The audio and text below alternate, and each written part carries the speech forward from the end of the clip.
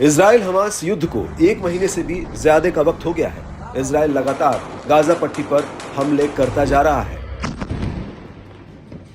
इस युद्ध में हमास को साथ मिला है हिजबुल्लाह का, तो दूसरी तरफ इजराइल के पाले में अमेरिका खड़ा है।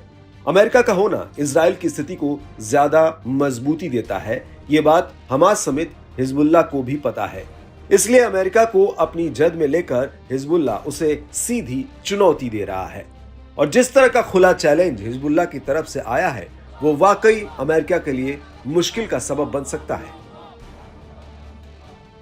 समुद्र में अमेरिका के लड़ाकू जहाजों की ताकत बहुत बड़ी है, जो इस युद्ध को अपने मुताबिक मोड़ने की ताकत रखती है।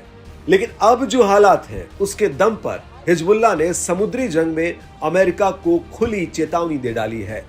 हिजबुल्लाह चीफ नसरल्लाह ने कहा कि हम अमेरिकी जहाजों से डरते नहीं हैं।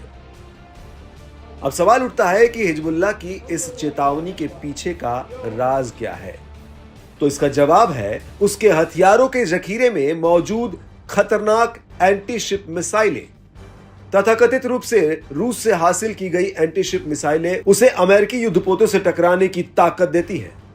हिजबुल्लाह नेता सैयद हसन नसरल्लाह ने पिछले हफ्ते अमेरिका को चेतावनी देते हुए कहा भी था, भूमध्य सागर में अमेरिकी युद्धपोत हमें डराते नहीं हैं और डराएंगे भी नहीं। जिन बेड़ों से आप हमें धमकाते हैं, हमने उनके लिए तैयारी कर ली है। हमारे पास अमेरिकी जहाजों के लिए कुछ है। इस अति विश्वास वाले बयान पर सूत्रों का कहना है कि इस कुछ का मतलब अत्यधिक उन्नत एंटी शिप मिसाइलें, जिसमें रूसी याखोट मिसाइल भी शामिल है। अब आपको इस याखोट मिसाइल के बारे में भी बता देते हैं। CSIS यानी centre for strategic and international studies के मुताबिक याखोट P-800 ओनिक्स मिसाइल का एक प्रकार है, जिसे पहली बार 1993 में विकसित किया गया था। इसे 1999 में एक रूसी रक्षा फर्म द्वारा निर्यात के लिए विकसित किया गया था। इसे हवा, जमीन या पनडुब्बियों से लॉन्च किया जा सकता है।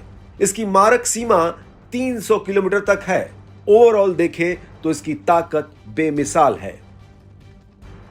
हिजबुल्लाह की बढ़ती ताकत को लेकर अमेरिका खुलकर तो कुछ कहने से कतरा रहा है, लेकिन दबी जुबान में उसके अधिकारी इसे एक गंभीर चिंता की बात मान रहे हैं। इन सब की जड़ में देखें तो रूस का इनडायरेक्टली हिजबुल्लाह को मदद देना ही उसे कॉन्फिडेंस दे रहा है। हाल ही में यह बात भी सामने आई कि रूसी वैगनर ग्रुप लेबनानी मिलिशिया हिजबुल्लाह को अपना एयर डिफेंस सिस्टम देने की योजना बना रहा है। वैसे इस तरह के मदद के बारे में पूछने पर क्रेमलिन के प्रवक्ता दिमित्री पेस्कोव साफ मना करते हैं। अब ये युद्ध नीति है, कोई खुलकर वार कर रहा है तो कोई पीछे से, लेकिन जो हो रहा है उसका असर तो पड़ेगा ही। और फिलहाल तो अमेरिका इस संभावित खतरे को लेकर मंथन जरूर कर रहा होगा।